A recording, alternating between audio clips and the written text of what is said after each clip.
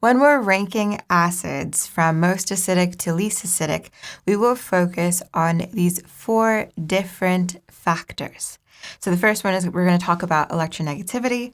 Then we'll look at size, specifically atomic size, and how that correlates with acidity, resonance structures, and inductive effects. The first one we'll go over is electronegativity. Now remember, when we're looking at these, the stability of the conjugate base is what we're focused on. So with a lot of these questions, what you will do, you will need to figure out the conjugate base of each acid.